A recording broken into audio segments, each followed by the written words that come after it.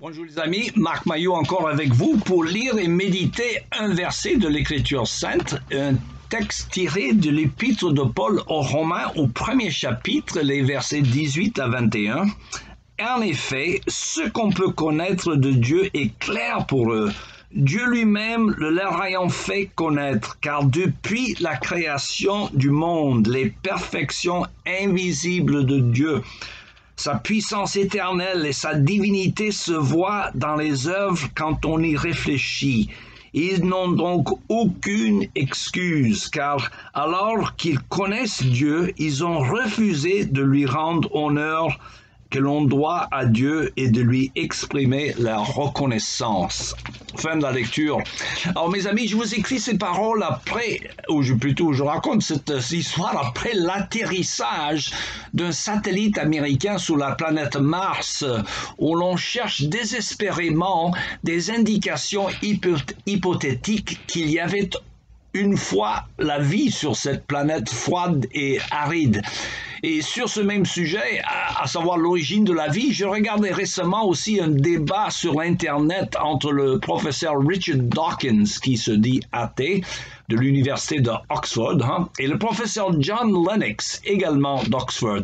Alors, je vous signale pour ceux qui connaissent l'anglais, car ces débats sont très intéressants et ils sont disponibles sur le site YouTube. Tapez sur Lennox, L-E-N-N-O-X, et vous allez faire la connaissance d'un homme de Dieu, un professeur de mathématiques, érudit, humble et lucide. C'est un régal. Alors, revenons à son débat avec le professeur Dawkins, un athée notoire, connu surtout pour son livre The God Delusion. C'est le titre anglais. En français, je pense que c'est traduit Pour en finir avec Dieu. Un livre qui a vendu des milliers, sinon des millions d'exemplaires dans le monde anglophone au moins.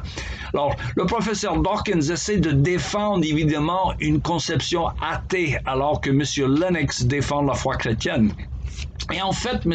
Dawkins a plus de foi, je dirais, que les chrétiens qui l'attaquent, car il croit à des choses scientifiquement impossibles, comme l'apparition soudaine de l'univers à partir de rien, ce qui est contre la première loi de la thermodynamique, selon laquelle la matière ne peut être ni créée ni détruite. Et en plus, il croit, comme tout athée d'ailleurs, à l'apparition spontanée de la vie, malgré la loi de la biogenèse.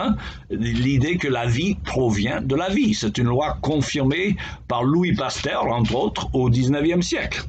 Alors, et enfin, Dawkins croit que cet ordre fantastique que nous apercevons autour de nous, de cet univers dont le magnifique code génétique, 3,5 milliards de lettres en séquence parfaite, cette code magnifique serait paru par hasard, ce qui est démenti par la deuxième loi de la thermodynamique, à savoir le principe d'entropie selon lequel la nature va en se décomposant et non pas en s'organisant.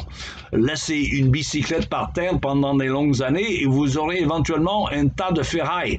Laissez un tas de ferraille tout seul et vous n'aurez pas de bicyclette. C'est évident. Alors, c'est en ce sens, je dirais que M. Dawkins a plus de foi qu'un chrétien, mais une foi infiniment moins raisonnable et même moins scientifique. C'est comme disait le feu pasteur Ralph Challis, il faut beaucoup de foi pour être athée, car il faut croire à des tas de choses scientifiquement impossibles. Alors même Voltaire, qui pourtant il n'était pas connu pour sa foi, disait l'univers m'embarrasse et je ne puis songer qu'il existe cette horloge qui n'est point d'horloger. Alors, les échanges entre les professeurs Dawkins et Lennox sont plutôt philosophiques et scientifiques. Les deux s'expriment avec clarté et éloquence. C'est un régal pour ceux qui connaissent l'anglais de les écouter. Et alors, quant au contenu, on s'aperçoit à travers ces débats combien il est futile de vouloir convaincre quelqu'un d'orgueilleux de la vérité de la foi chrétienne, quelqu'un dont le cœur est endurci, comme c'est clairement le cas comme chez M. Dawkins.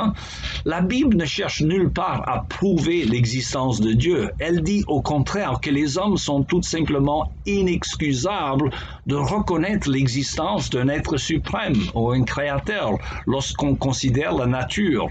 Les cieux racontent la gloire de Dieu et l'étendue céleste annonce l'œuvre de ses mains. nous dit le psalmiste, psaume 19.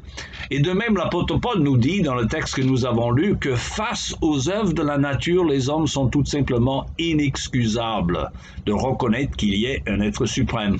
Alors pourquoi donc M. Dawkins et d'autres comme lui ne veulent pas se plier devant l'évidence? Alors il dit que, d'ailleurs, dans une interview avec lui il y a quelques années, M. Dawkins disait qu'il lui manquait de l'évidence pour croire en Dieu. Mais est-ce que c'est vrai? Pas vraiment. Il y a autant d'évidence pour lui que pour n'importe quel autre homme. Mais d'aucuns refoulent cette évidence par leur nature pécheresse. L'apôtre Paul parle de retenir injustement la vérité captive. C'est une phrase qui a fait couler beaucoup d'encre. Et en français courant, on dit tout simplement qu'ils sont de mauvaise foi. Alors, l'apôtre Jean nous dit aussi, la vérité est venue dans le monde, mais les hommes ont préféré les ténèbres car leurs œuvres étaient mauvaises. Autrement dit, selon la perspective chrétienne, le problème de l'homme qui ne croit pas en Dieu n'est pas autant intellectuel, mais moral. Ce qui empêche l'homme de reconnaître la vérité de l'Évangile, ce n'est pas le manque d'intelligence, mais le péché qui nous aveugle. L'homme sans Dieu n'a pas de solution pour le péché qui le domine et le comportement pour lequel nous aurons tous des comptes à rendre un jour.